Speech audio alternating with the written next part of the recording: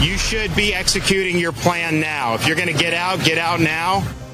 Lumikas na ang libo-libong residente mula sa Tampa Bay area at mga karatig na lugar ilang oras bago ang inaasahang pagdating ng Hurricane Milton sa west coast ng Florida. Ayon kay Florida Governor Ron DeSantis, mabuting lumikas na ang mga tao bago pa tumama ang malakas na bagyo.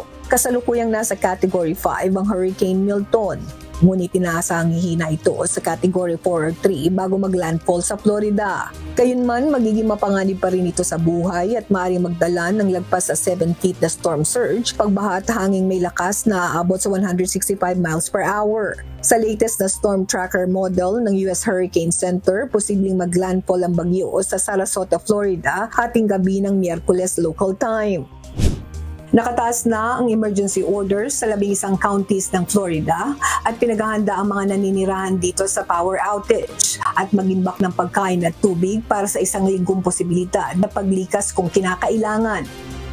Isang kababayan natin na si Alexander Angeles na nakatira sa St. Petersburg, isang isla sa Tampa Bay, ang lumikas upang maging ligtas mula sa Category 5 na bagyo. Maaga po kaming inabisuhan sa St. Pete, Tampa na lumikas within 36 hours dahil direct hit po kami ng Milton, ng Hurricane Milton. Last week po dadaan lang ng Hurricane Helene, nakakalat pa ang mga gamit sa mga kapitbahay namin at nakalubog pa sila sa baha. Bagamat hindi kami nasa zone na para mandatory evacuation, ay umalis na rin kami kasi marami magliliparang mga gamit doon kung sakasakali. Kaya lumikas kami, nandito kami ngayon sa Coral Spring, which is 200 miles away. Hinikayat naman ng Philippine Embassy to the United States sa mga Filipino at Filipino-Americans na lumikas at patuloy na maging alerto sa anumang evacuation orders ng pamahalaan. Ayon sa US statistics, mahigit sa 155,000 Filipinos at Filipino-Americans ang naninirahan sa Florida. Mahigit sa 18,000 sa mga ito ay nasa Tampa Bay areas, isa sa mga lugar na posibleng maglandfall si Hurricane Milton. Kinansela na ni US President Joe Biden ang biyahe nito sa Germany upang tutukan ng back-to-back hurricane disaster sa bansa sa loob lamang ng isang linggo. We're still surging resources in North Carolina, Georgia, South Carolina, Florida, Tennessee to respond to Hurricane Lena. And it's real. The impact is still there. And we're going to leave, we're not going to leave until the job is done. It's going to take time.